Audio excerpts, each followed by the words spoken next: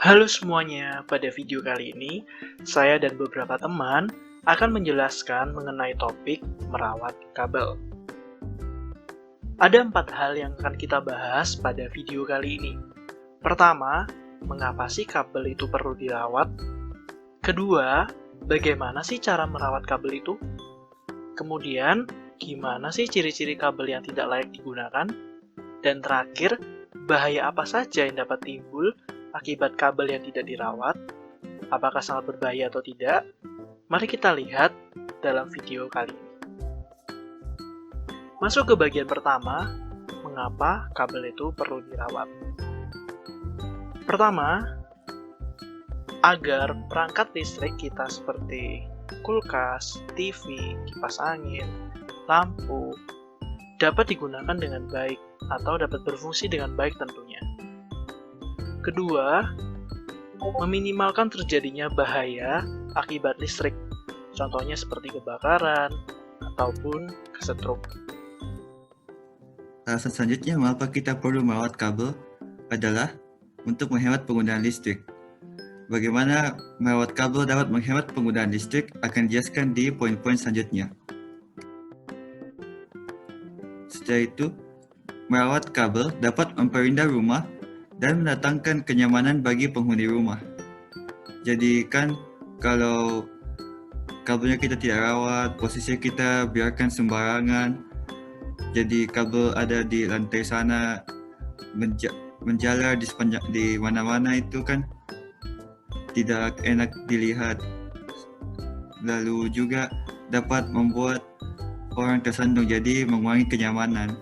Jadi kita merawat kabel itu akan memperindah rumah dan mendatangkan kenyamanan bagi penghuni rumah. Selanjutnya kita sudah mengetahui alasan mengapa kita perlu merawat kabel. Sekarang kita akan mengetahui bagaimana cara merawat kabel. Jadi, pertama untuk merawat kabel itu, kita perlu merapikan letak kabel agar tidak rusak akibat terhimpit beban yang berat atau sudut yang tajam. Jadi, kabel itu kalau ditindis oleh benda yang berat atau dibengkokkan, dia akan putus. Jadi kita harus usahakan agar waktu kita meletakkan kabel, dia tidak akan tertindis oleh benda-benda seperti kursi, atau dia tidak akan terdorong sampai terlalu bengkok sehingga dia mudah putus. Selanjutnya, kita harus tahu bahwa tikus itu musuh dari kabel.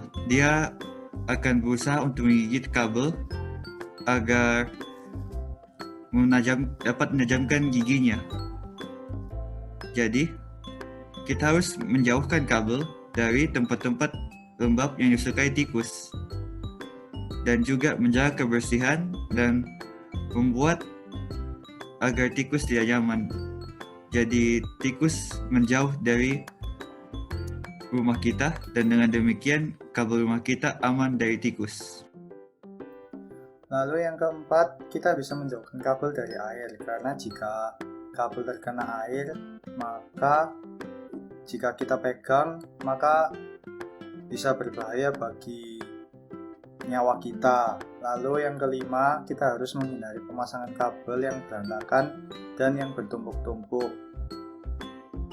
Yang keenam, jika steker atau colokan sudah longgar atau goyah atau juga sulit untuk dicolok, maka benda tersebut tidak dapat digunakan lagi.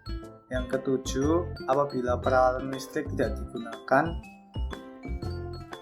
maka kita harus melepas steker agar dapat menghemat energi. Nah, ini adalah fakta menarik dari konduktor dan isolator. Jika kita masih memegang isolator ini masih aman dipegang, karena bahan isolator ini tidak dapat menghantarkan listrik dengan baik. Oleh karena itu, jika kabel sudah kelihatan tembaganya, kita harus menghindari, karena tembaga adalah bahan yang sangat baik untuk menghantarkan listrik, atau yang disebut juga konduktor. sekarang kita akan membahas ciri-ciri kabel yang tidak layak untuk digunakan. Yang pertama, bagian isolator atau pembungkus kabel yang terkelupas, artinya yang sudah kelihatan tembaganya. Yang kedua adalah kabel terputus. Bahaya tersetrum ketika kabel terputus, yaitu saat memegang ujung salah satu kabel yang terputus. Salah satu ujung yang masih menempel di stop kontak masih memiliki arus yang bisa menyetrum kita ketika kita memegangnya, serta bisa mencelakakan apabila salah satu ujung tersebut terendam di air. Untuk yang ketiga, kabelnya sudah tertancap namun peralatan listrik tidak bekerja. Hal tersebut bisa mengindikasikan bahwa kabel tersebut putus di dalam pelindung kabel tersebut. Kita tidak tahu apa yang terjadi di dalam kabel tersebut, sehingga bisa terjadi konsleting, yaitu ketika salah satu ujung menempel di ujung yang lain di dalam kabel tersebut. Jadi apa yang harus kita lakukan kalau kabel itu sudah rusak? Kabelnya sudah rusak, harus kita bawa ke tempat servis yang benar. Apa sih bahaya kabel yang sudah tidak terawat? Yang pertama adalah kita akan tersetrum. Jika kabel tidak dirawat, maka material pelindung kabel seperti karet yang melapisi kabel tersebut akan mudah terkelupas atau rusak atau aus, yang akan memperbesar kemungkinan kabel tersebut mengeluarkan arus bocor atau bisa menyebabkan korsleting di dalam kabel tersebut. Yang kedua, alat listrik yang kita gunakan akan cepat rusak. Yang ketiga, dapat menyebabkan terjadinya korsleting listrik. Jadi, apa itu korsleting listrik? Korsleting listrik, atau juga bisa disebut hubungan pendek, adalah suatu kejadian di mana terjadinya aliran listrik yang mengalir tidak sesuai dengan yang diinginkan, dengan nilai tahanan atau hambatan yang sangat kecil, sehingga menyebabkan terjadinya lonjakan arus yang cukup besar. Akibat besarnya arus yang mengalir ini dapat menyebabkan percikan api atau bahkan ledakan yang cukup besar, sehingga dapat menyebabkan terjadinya poin yang keempat, yaitu kebakaran yang besar. Nah, selanjutnya kami ada fakta menarik nih teman-teman. Menurut data web portal statistik sektoral Provinsi DKI Jakarta, pada tahun 2019, penyebab kebakaran terbanyak di Jakarta adalah karena korsleting listrik.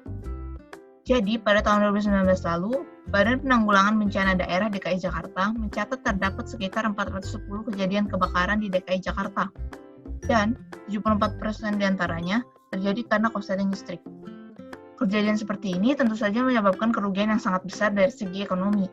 Belum lagi, korban-korban yang kehilangan tempat tinggalnya harus mengungsi ke tempat pengungsian yang telah disediakan pemerintah. Maka dari itu nih teman-teman, kami berharap agar informasi yang telah kami jelaskan mengenai cara merawat kabel ini dapat didapatkan dengan baik ya. Berakhirlah sudah penjelasan dari kami. Kami berharap apa yang kami berikan dapat memberikan manfaat kepada teman-teman semua. Kami mohon maaf apabila ada kesalahan dalam penjelasan kami. Sekian, terima kasih.